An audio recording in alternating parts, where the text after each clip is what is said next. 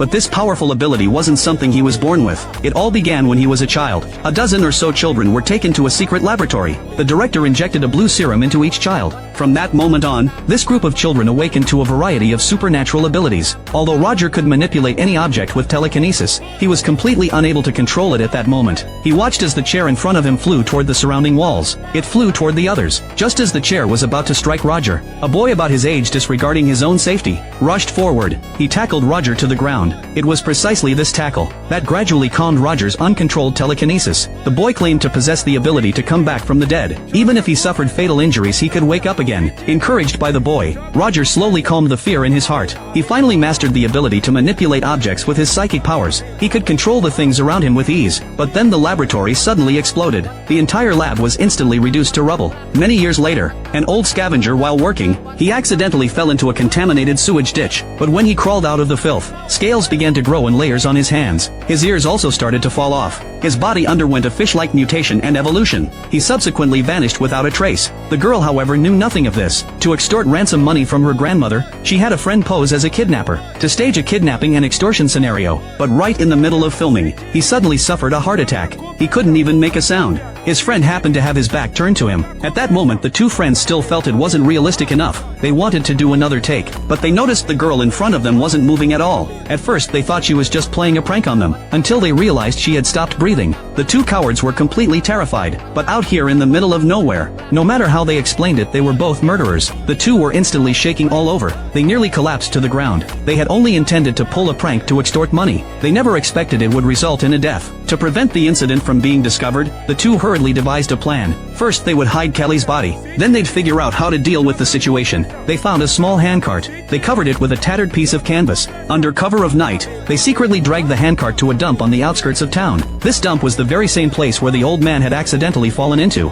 the wastewater pit that had caused his body to mutate. The area was deserted and overgrown with weeds. It gave off a pungent stench. Hardly anyone ever came here. It was the perfect place to hide a body. Just as the two were carefully preparing to lower Corey's body into the pit, a flashlight beam suddenly shone upon them. The two froze in terror and turned to look. They discovered that the person approaching was none other than Roger. It turned out that someone had previously complained about the foul odor coming from the suburban dump. They also reported seeing suspicious individuals lurking around. Roger had come specifically to investigate. Unbeknownst to them, he had stumbled right upon them. Roger tried to go down to investigate, but the two blocked his path. In the panic, the body fell into the wastewater pit. When Roger shone his flashlight down, the corpse of a young girl suddenly came into view. The two realized their plan had been exposed. They took off running, but just as they were fleeing in a panic, they accidentally fell into the boiling water. With no way out, they tried to explain the situation to Roger, but when they turned to look again, the body that had been there moments ago had vanished into thin air. No matter how much they searched the pit of boiling water, they could find no trace of it. At this point, Roger's suspicions grew deeper.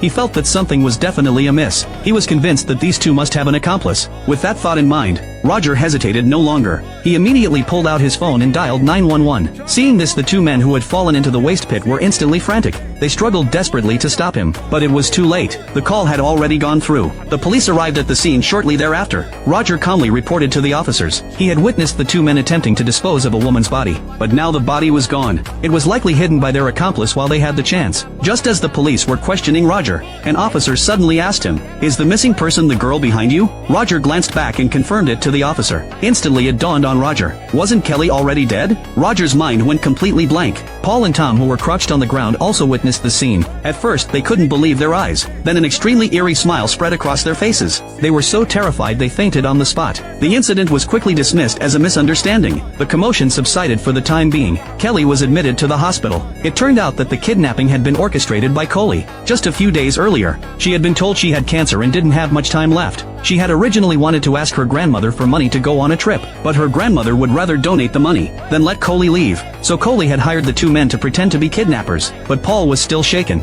He demanded to know from Coley what had really happened. He had truly believed he was dead. Why hadn't he even been breathing at the time? Kelly also stopped moving. She confessed that she too had thought she was dead. She had even seen some very strange visions. In her memory, she seemed to be standing at the entrance of a pitch-black tunnel. In the distance there was a blurry human figure, shouting at her in a dialect she couldn't understand. It seemed to be urging her to leave quickly. Tom guessed it might have been a near-death experience. What he saw might have been a messenger from the underworld. Corey wasn't sure herself. She wasn't certain whether she was dead or alive. His biggest concern right now was that his grandmother must never find out about this. His grandmother was no ordinary old lady. She was once a formidable figure who ruled the roost. A terrifying fantasy even flashed through Kelly's mind. Paul and Tom were buried alive in the ground with only their heads sticking out, and his imposing grandmother was coldly ordering her men to keep digging. The thought sent a chill down his spine. He told Paul and Tom the only way out now was to play the cute card with Grandma, as long as they clung to her leg, and all their problems would be solved. But the moment he finished speaking, Grandma suddenly walked into the hospital room. This made the guilty trio instinctively try to hide.